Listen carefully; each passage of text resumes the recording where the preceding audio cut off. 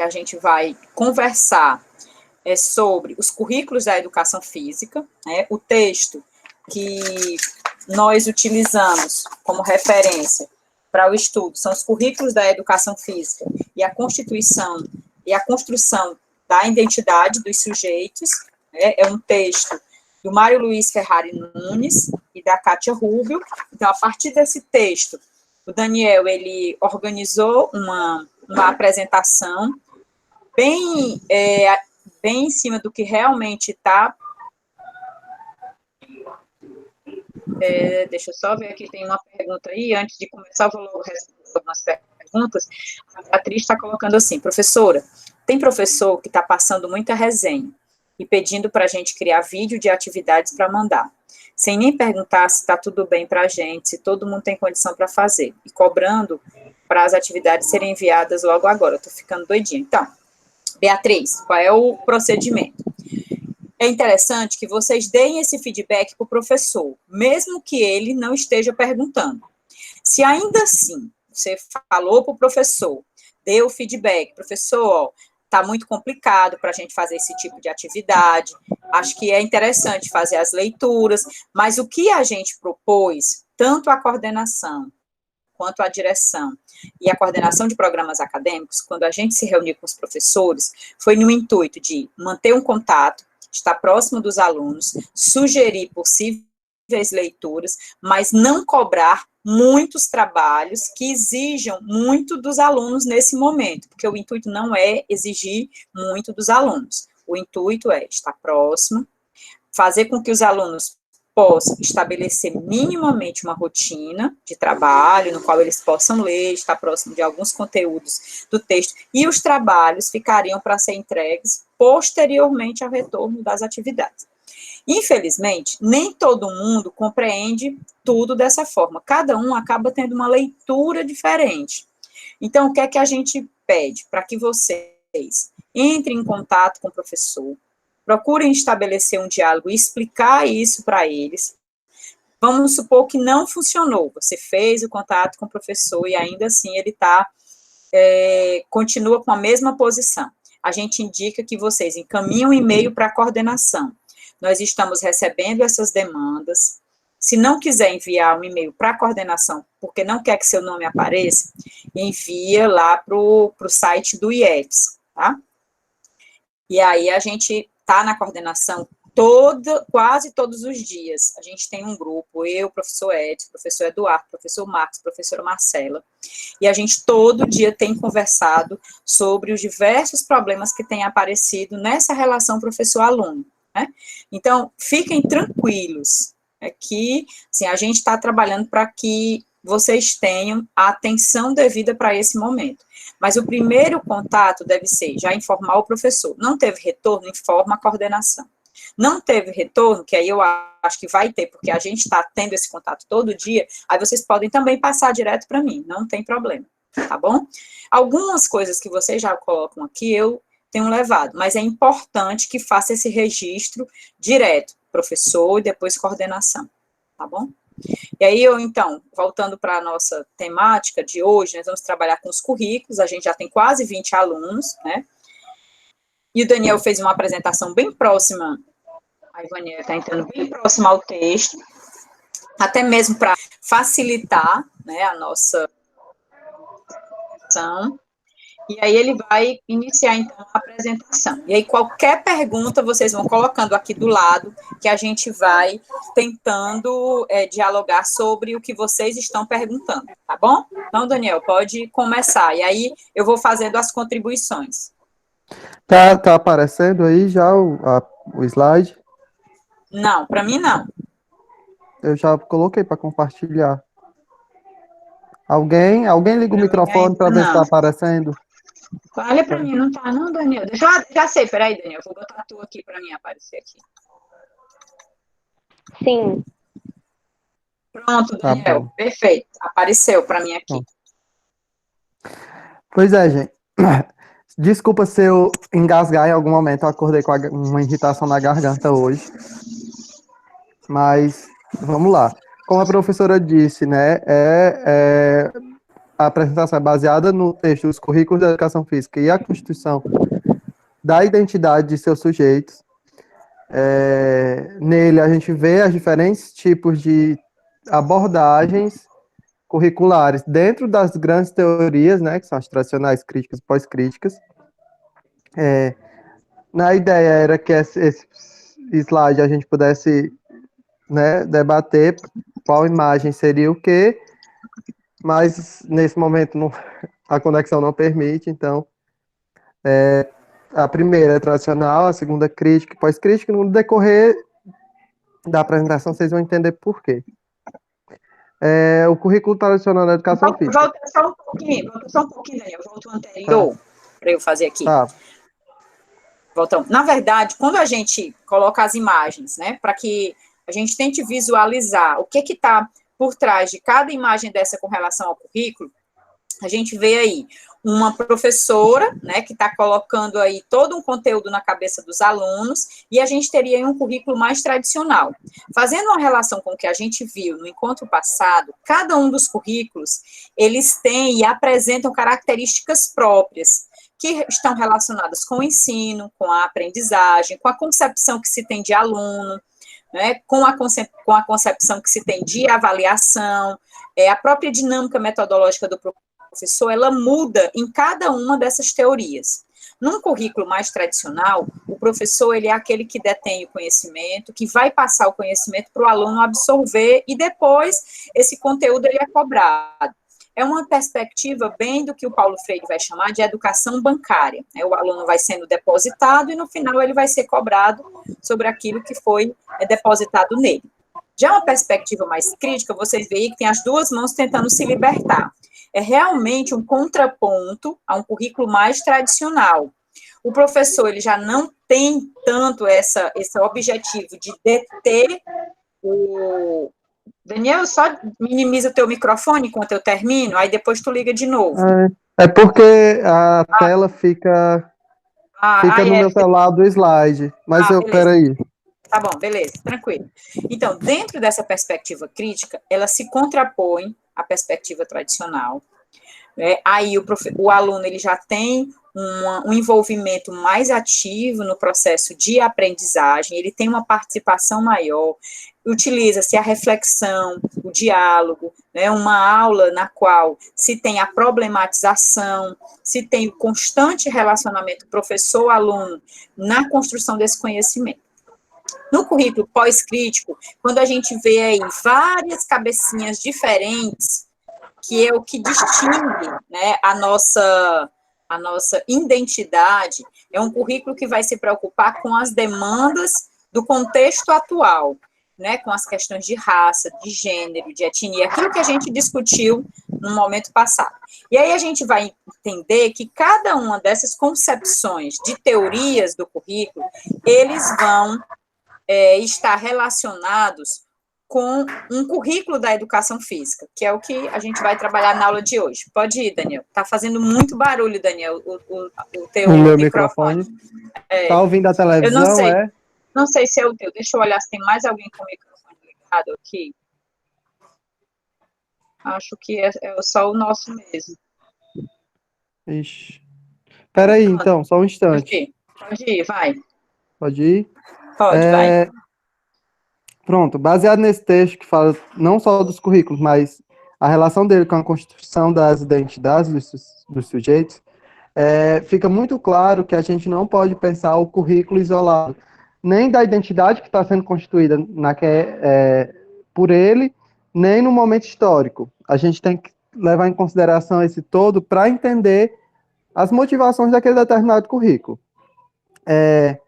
No texto, ele fala que o currículo ele vai pensar o que se ensinar e para que se ensinar, mas também quem a gente vai formar e quem a gente não quer formar. Por isso que é muito importante entender essas grandes teorias, né? O currículo tradicional, ele procura formar alguém de certa forma. E essa pessoa e as abordagens que tem nele formam sujeitos talvez diferentes, mas em cima de um mesmo suporte que é o tradicional. E isso acontece no crítico e no pós-crítico. Vamos passar aqui. A gente começa com o currículo ginástico, que acho que a maioria já conhece, não só pela disciplina de didática, mas pela disciplina, as disciplinas de ginástica em si, que a gente fala muito sobre as escolas de ginástica.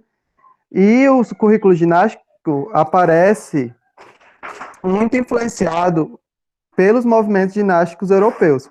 Aqui no Brasil, principalmente o francês, que é, que é o acolhido pelas escolas militares.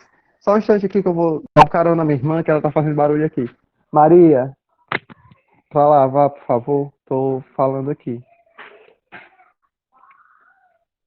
Sim, voltando, desculpa, gente. Nessa época, a educação física ainda não era escolarizada, né? A gente está falando da Europa do século XVIII.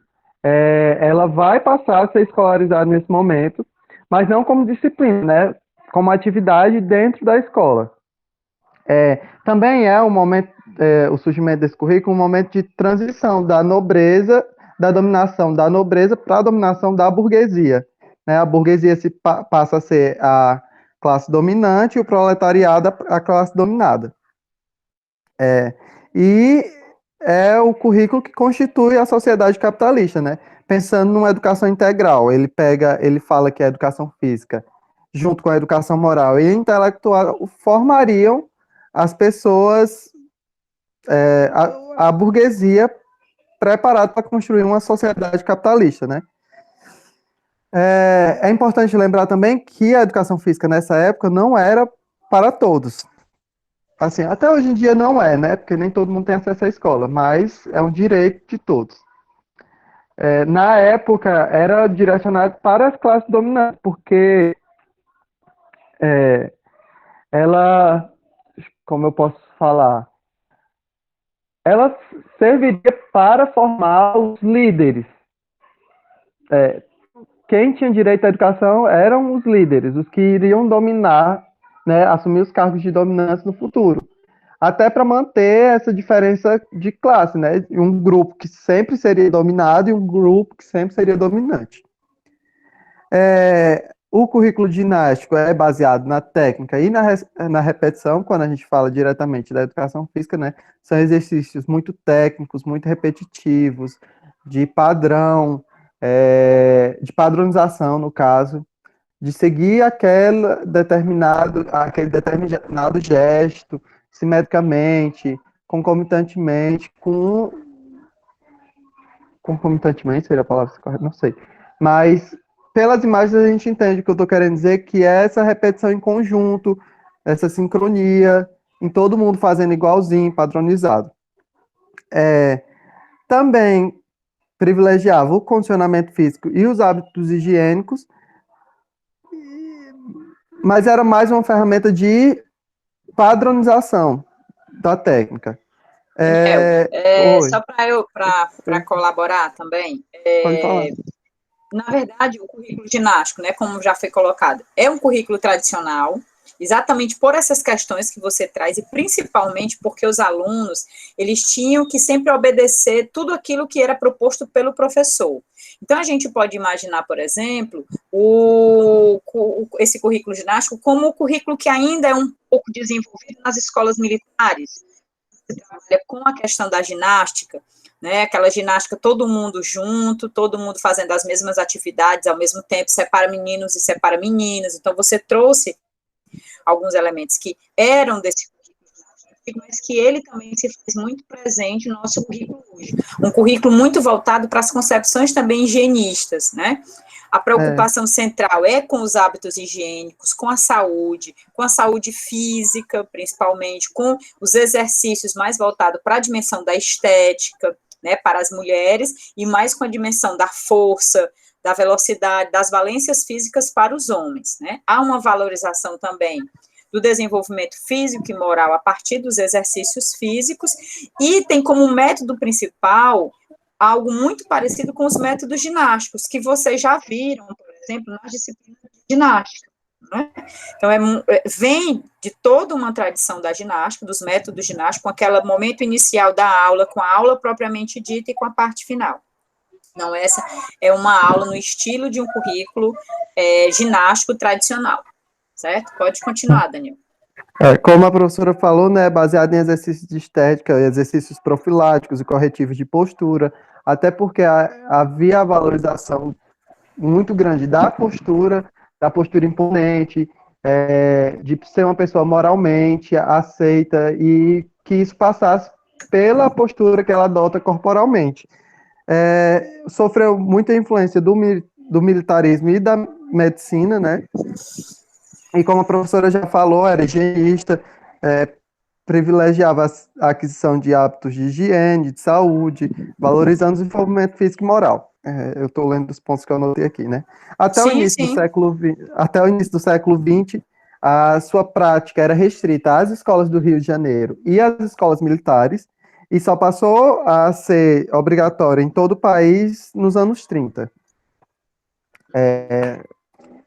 Acho que sobre ginástica já foi.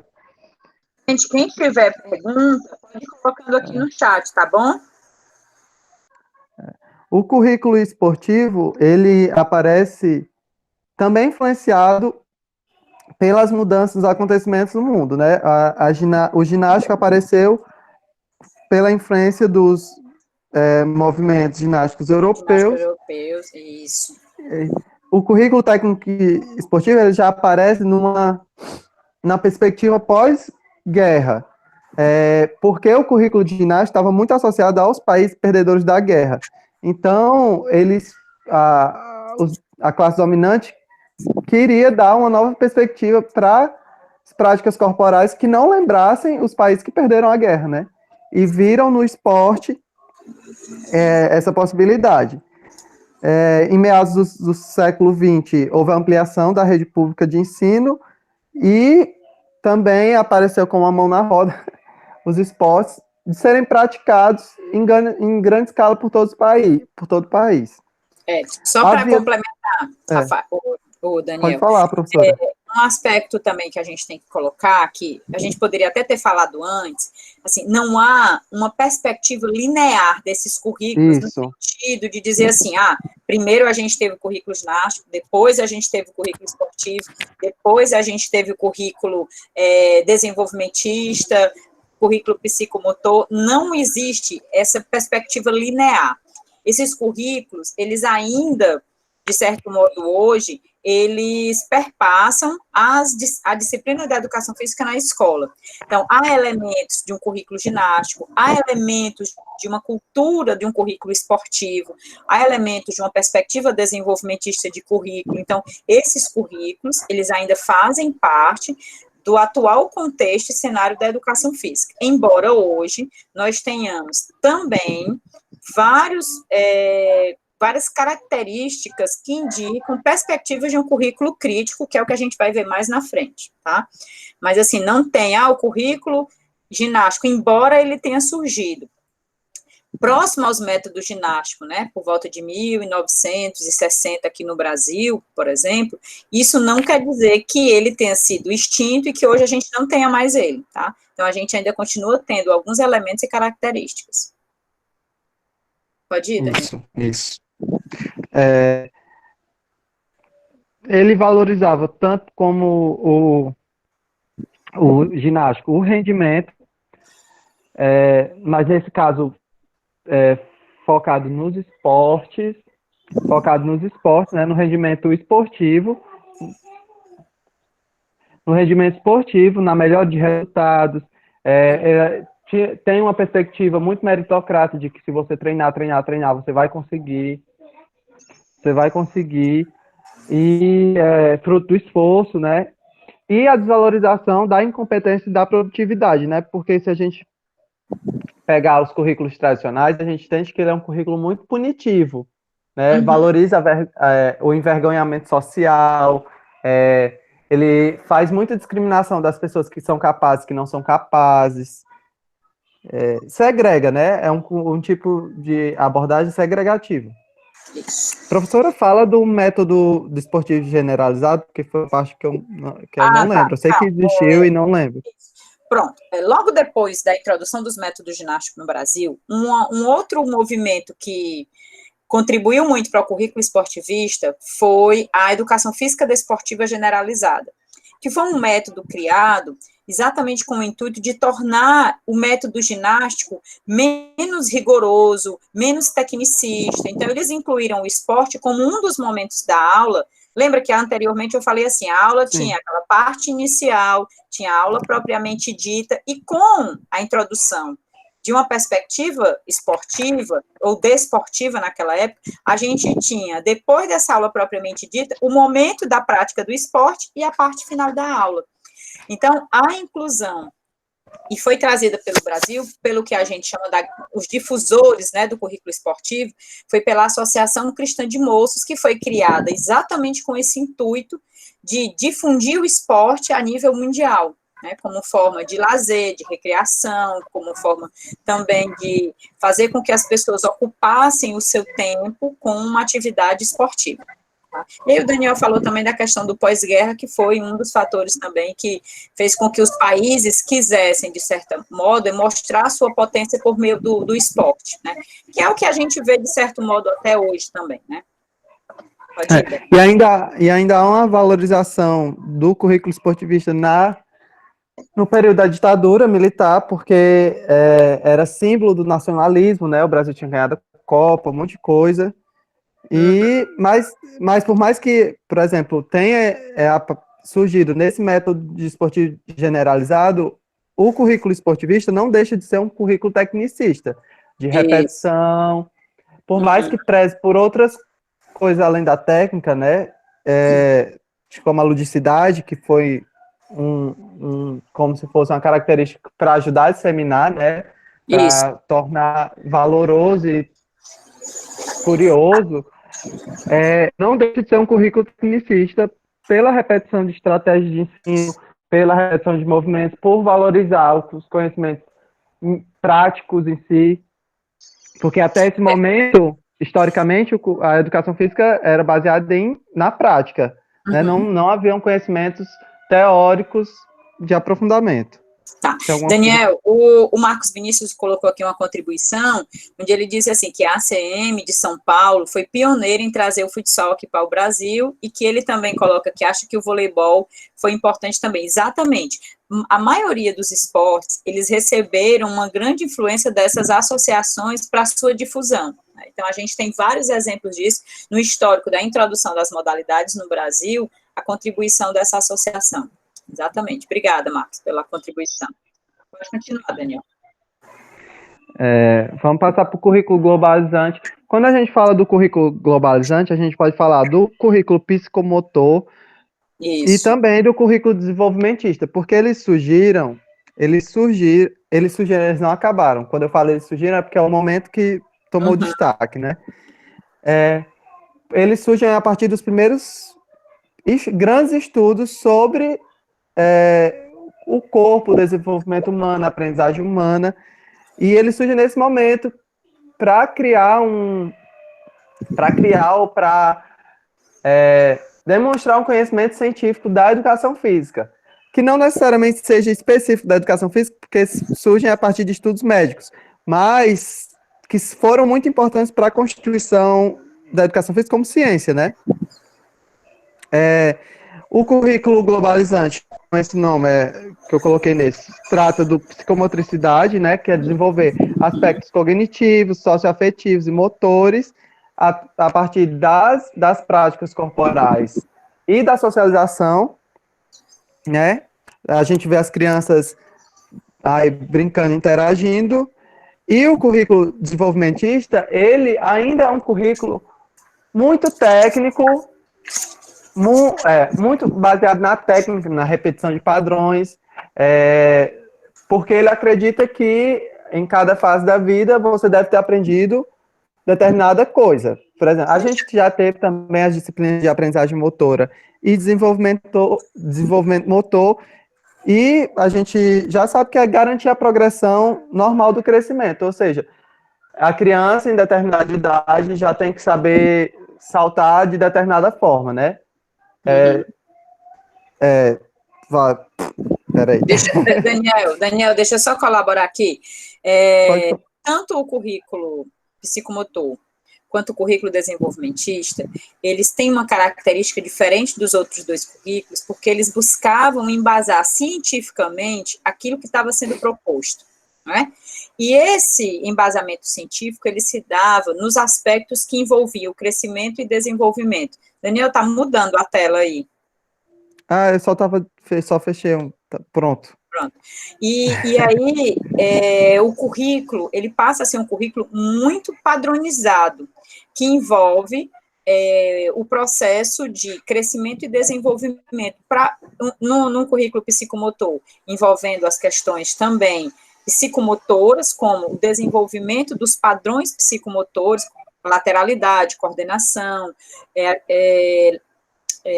coordenação óculo-manual, óculo-pedal, afetividade, e o currículo desenvolvimentista colocado muito mais nos aspectos motores, de entender os padrões de desenvolvimento, e os padrões que envolvem as habilidades motoras, como a corrida, o salto, o lançamento, o arremesso, e aí ele cria para esses dois currículos momentos e aspectos que o aluno precisa estar e desenvolver para poder avançar. Tá?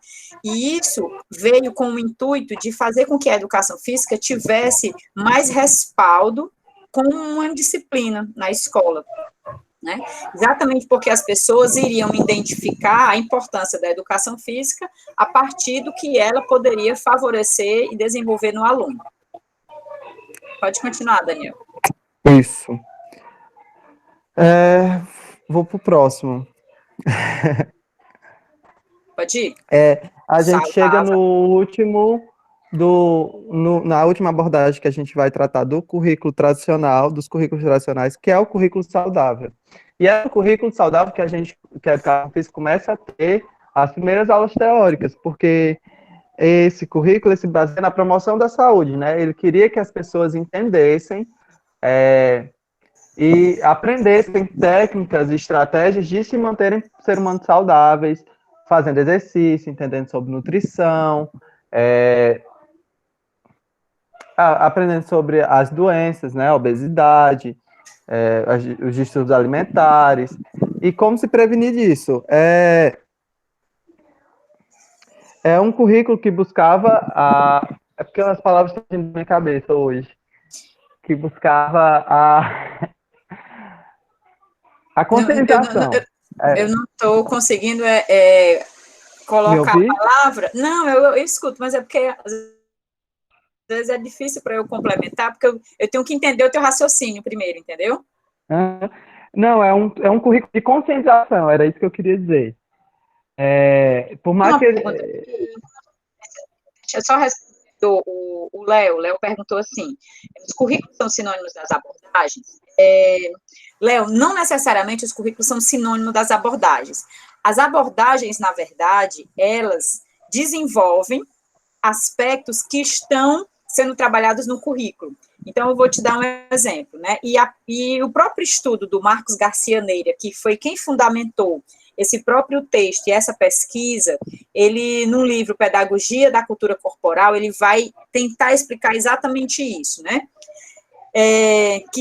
Que os currículos da educação física, eles foram permeados por estratégias de ensino, de aprendizagem, de concepção de aluno, de professor, de aula, que as abordagens, elas vieram a colocar em prática esses currículos. Então, quando eu falo de um currículo globalizante, esse currículo globalizante, ele traz consigo, nele embutido, as duas abordagens principais que trabalham, e eu poderia dizer até três, porque deixou-se aí de lado a abordagem construtivista interacionista, porque a gente tem no currículo globalizante o intuito principal, a formação integral da criança nos aspectos que envolvem o desenvolvimento, aprendizagem motora e fatores psicomotores. Daniel, tá muito barulho o teu microfone. Peraí. A gente escuta todo o barulho externo, aí atrapalha o próprio raciocínio aqui. Não, pois também está atrapalhando meu raciocínio, mas eu vou tentar sair daqui para outro lugar com menos barulho. Tá. Porque minha irmã está na sala assistindo televisão, e aí está fazendo barulho. Tá. Aí, respondendo para o Léo, por isso, Léo, que, de certo modo, a gente vê essa relação muito próxima dos currículos com as abordagens, porque, na verdade, eles dialogam entre si, né?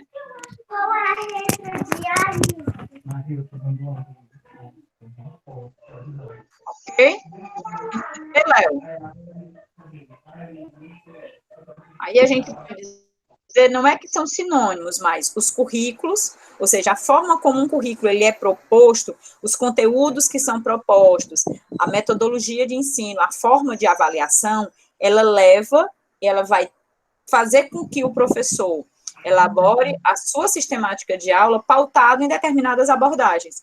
Quando a gente fala de um currículo saudável, cujo objetivo principal é favorecer que o aluno ele desenvolva um estilo de vida ativo para uma vida saudável, para que eu consiga isso, eu tenho que incluir conteúdos que tragam exatamente esses conceitos de qualidade de vida, de exercício físico, né, de aspectos que envolvem o conhecimento do sistema biológico do corpo como um todo. Então, não há como eu deixar de fora esses conteúdos. E, por outro lado, as estratégias que o professor também vai utilizar, elas têm que ser compatíveis com o que esse currículo está propondo. Então, para que eu estimule um estilo de vida saudável e ativo no aluno, eu tenho que ter aulas no qual eu tenho os conhecimentos teóricos sobre exercício, atividade, frequência de movimento, frequência de desenvolvimento, e, por outro lado, a prática. Por isso que o currículo saudável, ele tem exatamente esse momento, ele tem o conhecimento teórico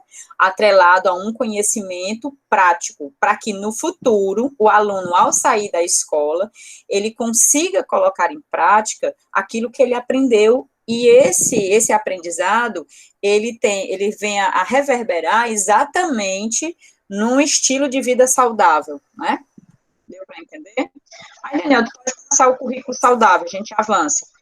Professora, Oi. o barulho diminuiu ou ainda tá a mesma coisa? Não, tá, cessou. Ah, graças a Deus, eu fui abaixar o volume da televisão. Tá. São os aprendizados, gente, que esse momento, né, ele também nos ensina, né? Claro que para o ensino, a gente precisa ter um ambiente adequado, né? E a gente sabe que, por exemplo, muitas vezes a nossa própria casa, ela também não tá ainda preparada para disponibilizar isso. Então, são coisas que também a gente tem que aprender a lidar, né? Então, da mesma forma que cada um de nós aqui está nas suas casas, a gente não pode exigir que todas as pessoas parem porque a gente está no horário em que tem que fazer a nossa atividade, né? A gente vive com outras pessoas, então é extremamente fácil de entender, viu, Daniel? Não, nem se preocupe quanto a isso, Sim. não. Não, é porque... Como a gente deixa a aula gravada para os alunos, aí o barulho ele vai interferir até na forma depois de ouvir isso. Não, é porque na semana passada não houve problema, porque minha mãe estava em casa, só que hoje minha mãe está trabalhando e eu fico cuidando da minha irmã, né? Aí não, com certeza. Eu já peço desculpa, porque... Mas eu não posso fugir dessa situação. Não, tem como o Gabriel tinha perguntado no começo sobre a atividade vai ser mais ou menos o que essa tabela está mostrando. A tabela aqui, ela coloca os currículos que a gente já falou, né, o ginástico esportivo globalizante, desenvolvimentista e saudável, e coloca as características deles. E acaba surgindo as comparações, né, entre os objetivos, conteúdos, a identidade dos alunos, a relação professor-aluno, e é isso que vocês vão fazer na atividade que a professora propôs. Não necessariamente tratar somente dos objetivos, conteúdos, identidade do aluno, relação com o professor, mas vocês podem aumentar isso, colocar... Isso, sugerir outros tópicos. Isso. Outros aspectos. Sugerir outros tópicos, tá bom? Como, por exemplo, a metodologia de ensino, né? A condução do professor em relação à prática. Então, são coisas que vocês podem propor também. A identidade que se busca formar, já que a gente está falando de identidade, né? Podem entrar essas outras coisas. Mas vocês também não vão comparar 5 currículos, né? São só 2, né, professora? Só para ter certeza. Isso, são só 2. Você escolhe menos o ginástico, porque já está lá como exemplo, tá? Você pode escolher qualquer outro. E também não pode copiar o que já está aí no slide que o Daniel está propondo, hein? Vamos lá para o texto. tem dois textos, tem o texto da aula, que é esse de hoje, e tem o texto complementar. Pois é. Aí é isso, gente. E esse daqui, essa tabela é só para vocês também terem como se fosse um resumão dos currículos em si, né? É o básico sobre cada um. A gente entra agora nas concepções críticas da educação, do currículo da educação física, que são a crítica superadora e a crítica emancipatória. Nesse momento é que surgem as primeiras associações do currículo da educação física com pesquisas em sociologia, em ciências humanas, em filosofia, e é com base nisso que surgem esses currículos críticos. Eles buscam, como tem a imagem no começo, a libertação desse conceito tradicional tecnicista de padronização do pensamento, de a palavra fugiu, mas eles querem fugir dessa perspectiva de dominante, dominado, permanecer dominado. Eles querem se desprender dessas concepções Da sociais, opressão. da opressão social. E esses conhecimentos vêm buscar essa libertação social com base nos estudos em classes sociais. Na verdade, Daniel, ele não vai buscar fazer isso, ela vai tentar favorecer que, a partir das reflexões que são propostas na aula, o aluno tome consciência do contexto no qual ele está inserido, e a partir dessa tomada de consciência, ele venha a ter uma atitude emancipatória, ou transformadora, ou crítica, ou apenas reflexiva, né? Ele vai entender tudo, mas, na verdade, ele não vai querer ter essa atitude, essa ação, mas ele vai ser capaz de, a partir da tomada de consciência, escolher os caminhos que ele tem aí a seguir, tá? A ideia desses currículos... Deixa eu só terminar. No rumo da transformação a nível macro ou a nível micro, né? Ele pode transformar só as relações próximas a ele, como ele pode ter a perspectiva de querer transformar o mundo, por exemplo, tá? Pois é, isso eu aprendi na aula no noturno, porque eu não tinha entendido essa perspectiva macro e micro, mas acho que é o que mais distingue, né, as duas abordagens. Quando a gente vai falar de currículo na crítico superador, a gente vê que a discussão sobre classes surge, né? Que tem até Marx aí, os conhecimentos marxistas. E esse currículo crítico superador, ele é baseado, acho que a principal coisa que descreve ele é a justiça social.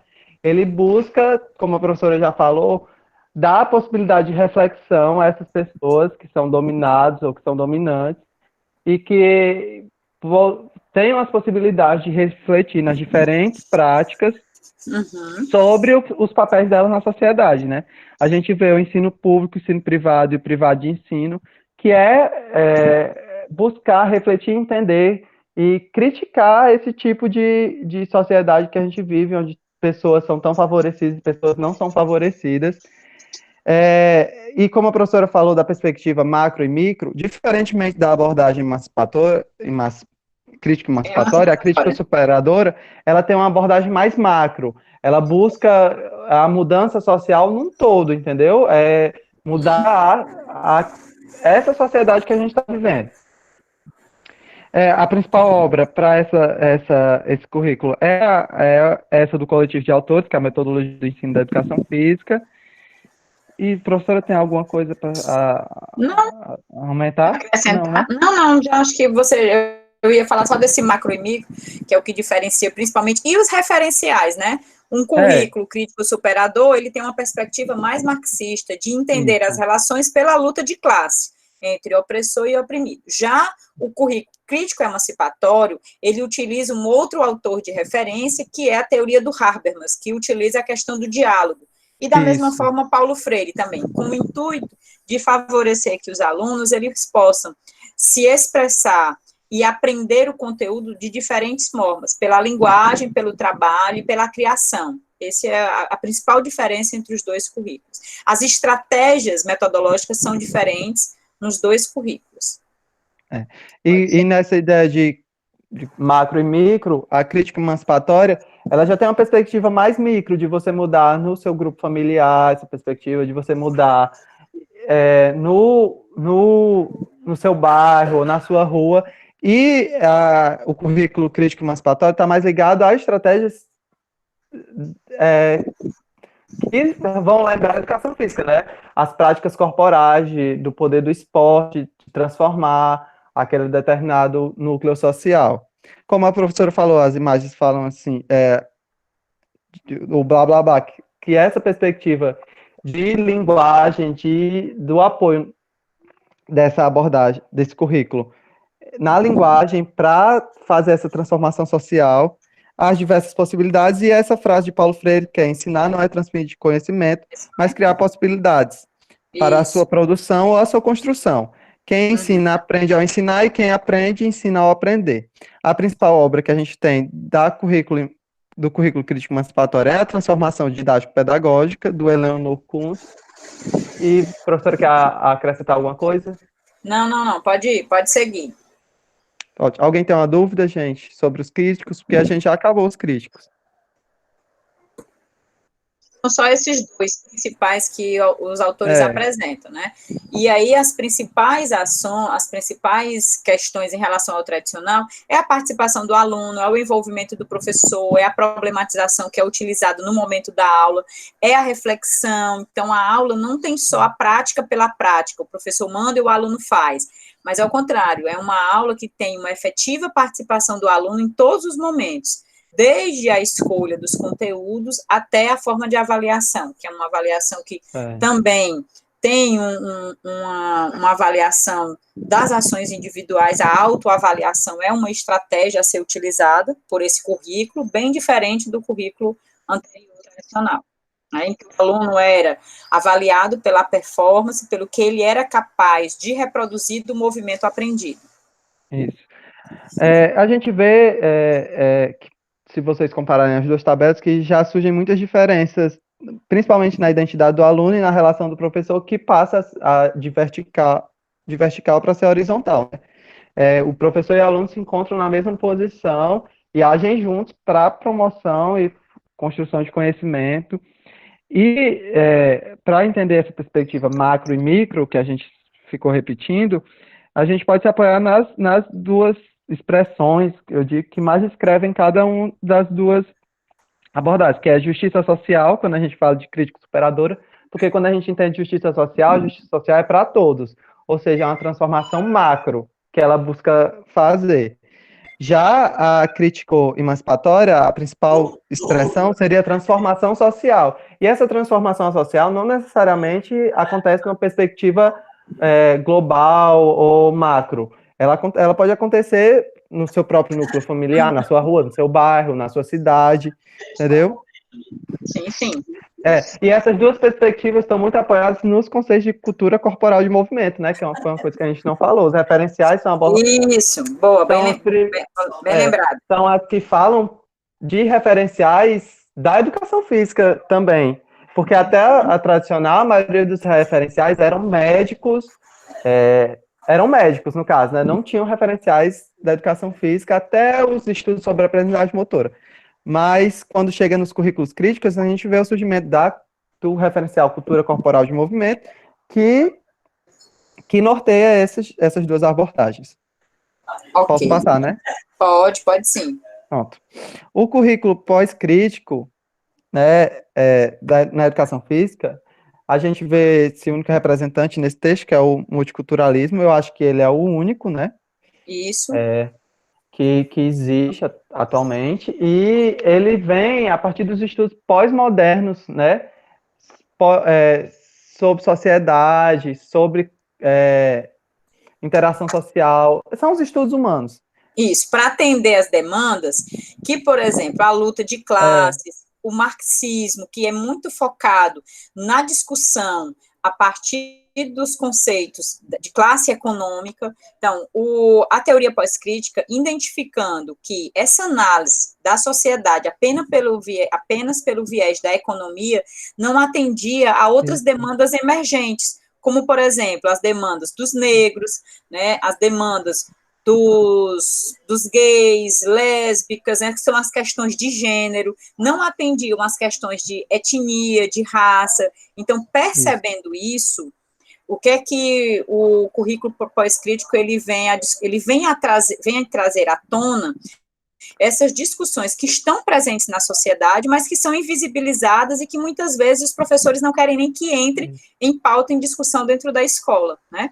Então, são essas questões que ficam de fora, mas que, na verdade, elas precisam ser discutidas, porque a sociedade hoje é uma sociedade em transformação e que exige que essas temáticas elas sejam também suscitadas.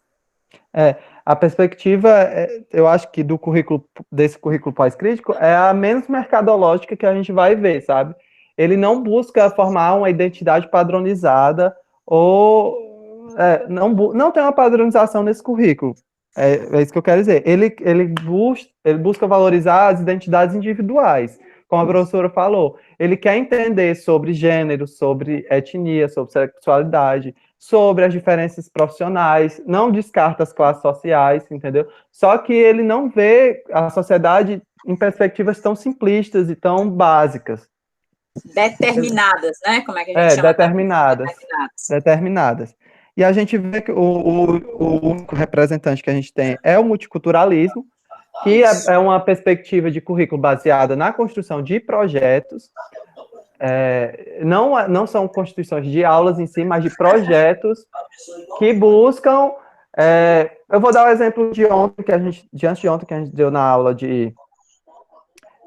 da noite, que é uma professora que fez um projeto com os alunos, e, tipo, esses projetos que são constituídos na base do diálogo. Ela tinha um projeto que tinha que trabalhar com brincadeiras. E as brincadeiras não foi ela que trouxe, ela se reuniu com os alunos, debateu com eles sobre o que eles já conheciam das brincadeiras, e assim eles anotaram as brincadeiras que os alunos, né, que fazia parte da cultura dos alunos. E ela vai, a partir das experiências dos alunos, afunilando isso para chegar no conteúdo, né? Nesse afunilamento, ela chegou na corda e ela tratou nesse projeto multicultural de aula, de tratar de vários aspectos diferentes da corda. Ela trouxe vídeos sobre rope skipping, que era um tipo de assunto sobre corda que os alunos não conheciam. Ela trouxe quadrinhos, ela trouxe pessoas de fora, extra classe, para poder dar aula, que também é uma perspectiva muito cultural, que é que a sociedade, além escola, passe a fazer parte, a construir a escola em conjunto, né? No caso, ela trouxe uma menina que sabia pular corda dupla para poder ajudar os alunos a aprenderem.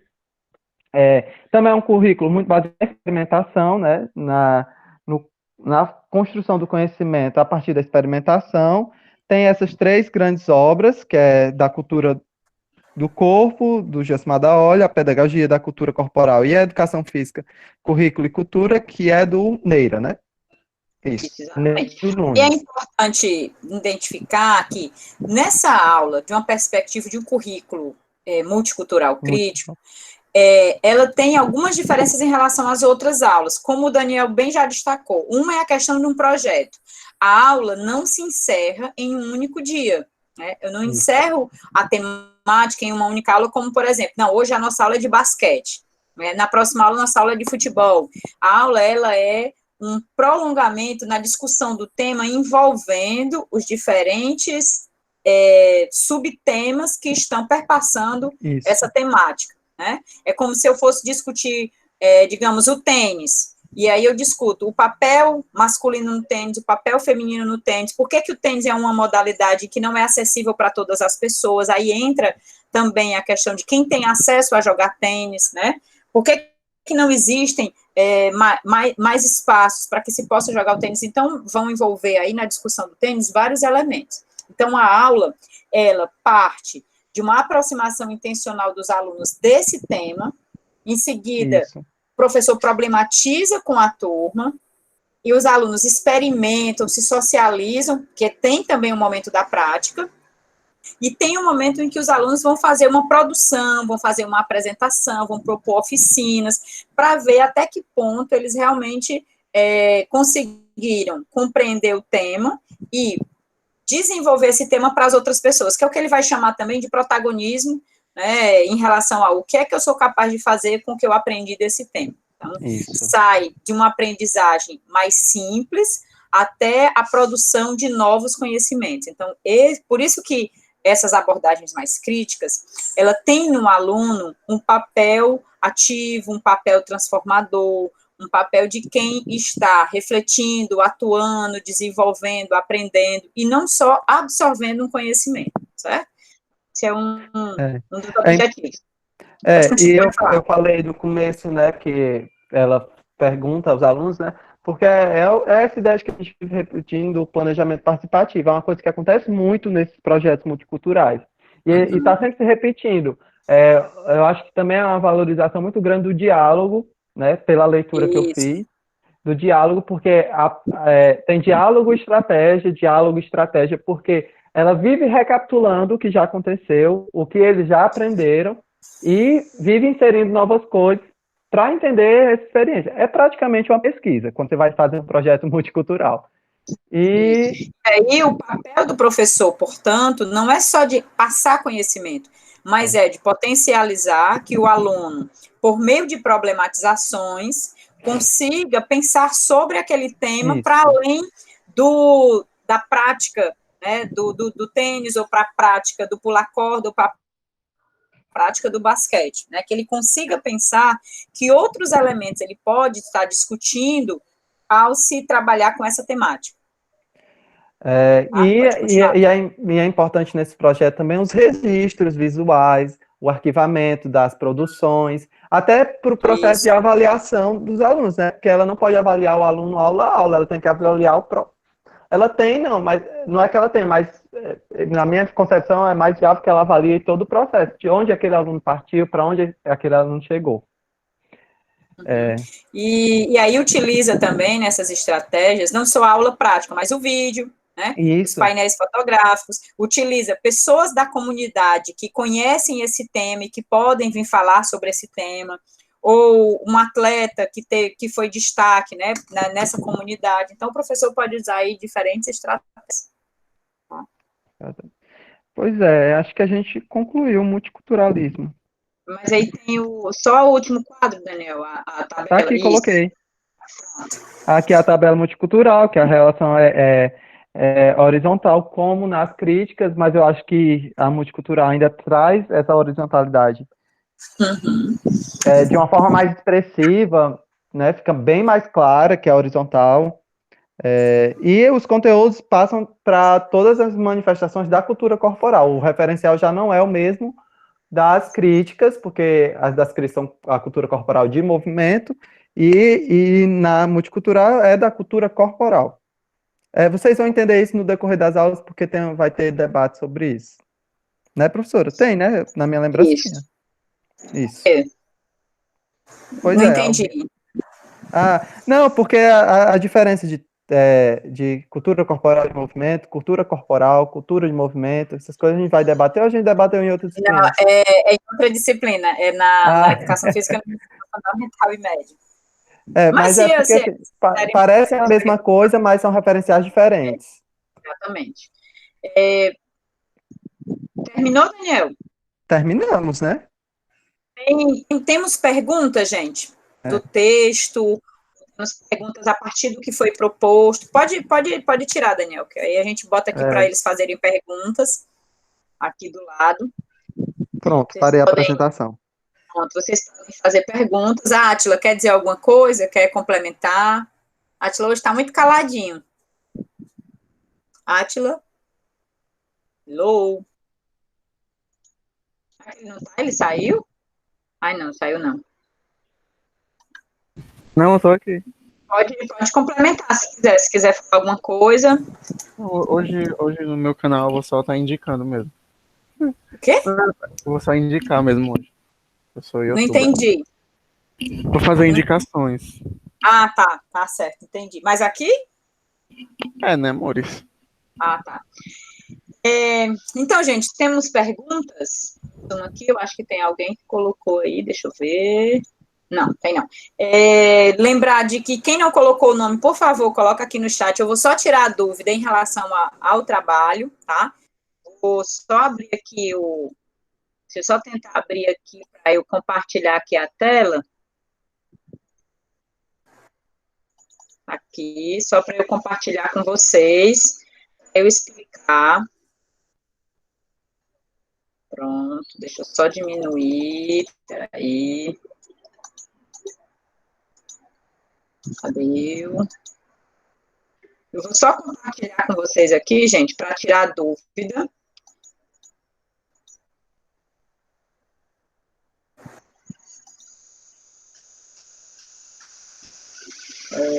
Cadê? Tá aqui. Ó. Vocês conseguem visualizar? Sim ou não, gente?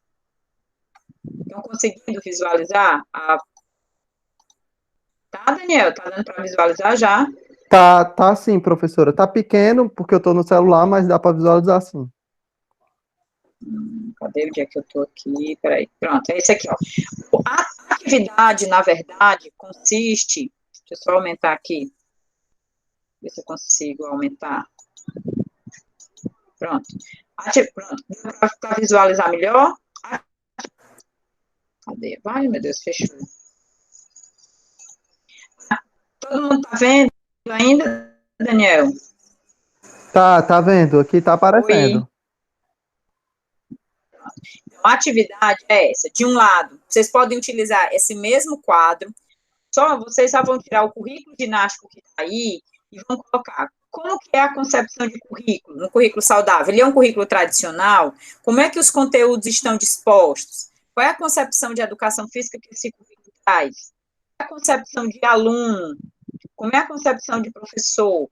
Como se dá a relação professor-aluno? Como eu posso falar da organização da aula, da condução do professor com relação à aula, tá?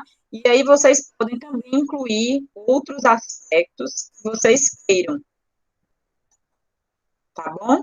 Então, a ideia é que vocês, a partir do texto, e são 2 textos, tanto do texto David, esqueço o nome dele, José Luiz Ferrari Nunes, e o outro texto complementar, vocês vão poder fazer uma comparação de 2 currículos a partir de escolha livre de vocês. Então, aqui, perguntas. Tem a pergunta do Matheus, professor, que ele mandou lá em cima. Ele perguntou, no currículo pós-crítico, na tabela que o Daniel colocou, tem no final que a relação do aluno e o professor é horizontal, e o professor é mediador. No currículo crítico superador emancipatório é igual. Assim, Pronto. não aparece, né, nos textos que o professor é mediador no currículo emancipatório e superador, porque eu acho que nisso o professor tem que incitar os debates sobre justiça social, classe social, então ele vai trazer referenciais para destinar essas reflexões. No currículo pós-crítico, o professor ele se baseia nas experiências, né, na própria constituição cultural das pessoas que vão ser os alunos, né? E acaba sendo mais que ele cria estratégias, ou seja, ele media as conclusões que aparecem a partir dos debates com os alunos. Deu para entender, Matheus? Isso, exato. É exatamente isso, né? Ele tem o papel de mediador, não é que no outro ele não tenha, mas isso se torna mais evidente no currículo pós-crítico, exatamente porque no currículo crítico, superador e crítico emancipatório, o professor, ele traz as discussões e as temáticas já partindo de um referencial que é o marxismo e a teoria da ação, a teoria dialógica da ação. No currículo pós-crítico, não, o professor ele vai realmente problematizar as questões junto com os alunos. Aí tem o Bibita também pergunta assim, simplificando, posso dizer que no currículo tradicional temos disciplina, verticalidade da comunicação dos conteúdos, no crítico houve uma horizontalização da informação dos conteúdos, levando mais em conta os paradigmas das classes, e no pós-crítico houve uma inclusão de aspectos sociais que antes não eram percebidos ou deliberadamente evitados. Perfeito o resumo. Acho que, pegando esse resumo aqui, Bibita, você conseguiu resumir muito bem, né, e trazer aí as diferenças dos currículos. Parabéns aí, foi muito bom o que você escreveu aqui. Perfeito.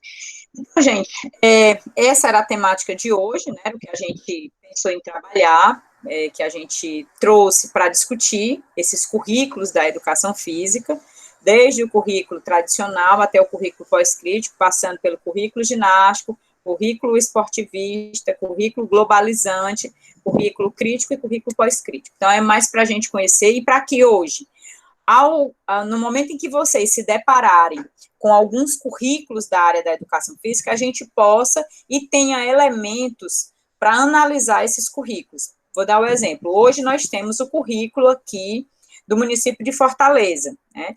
Que, inclusive, a ideia é que a gente possa discutir esse currículo. Então, a partir desses conhecimentos que nós estamos socializando, a gente vai olhar para esse currículo, né, de Fortaleza e tentar identificar como é que ele está constituído, que elementos eles apresentam desses diferentes currículos que nós estudamos. Então, essa é a proposta, né, a gente que vocês possam ler mais os textos e possam buscar se aprofundar.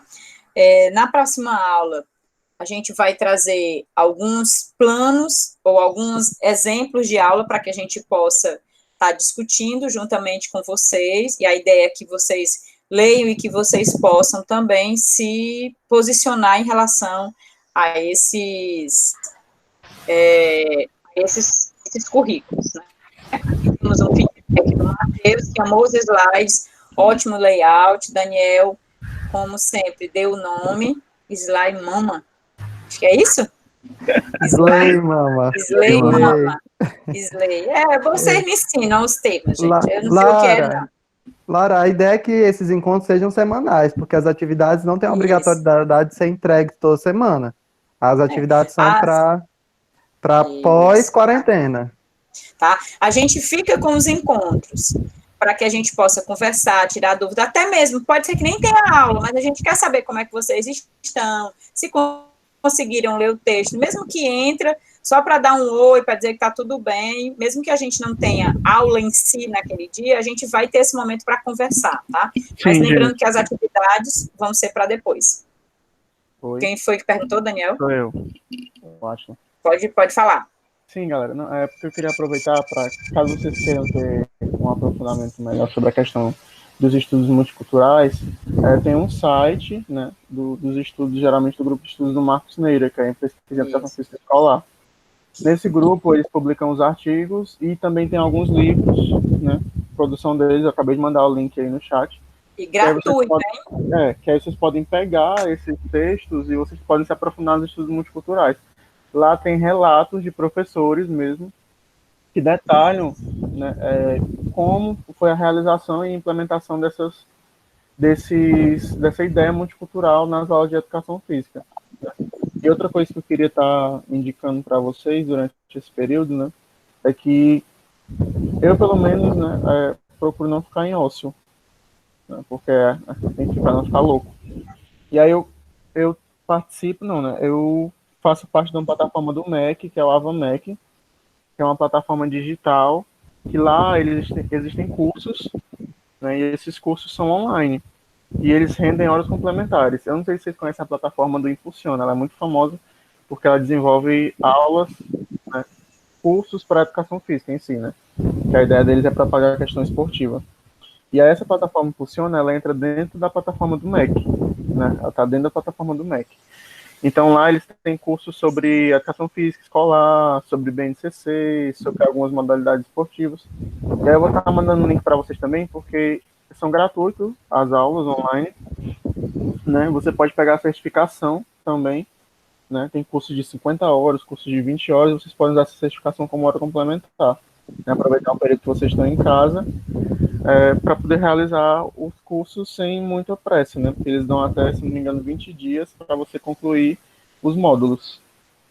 Então, e realmente é muito importante, porque a gente sabe que com esse tempo em casa vai ficar bem difícil fazer atividade complementar. Então, se a gente já puder utilizar esse tempo livre para ir adiantando essas atividades, isso faz com que depois vocês utilizem esse tempo livre para outras coisas, tá? Muito boa dica, Átila.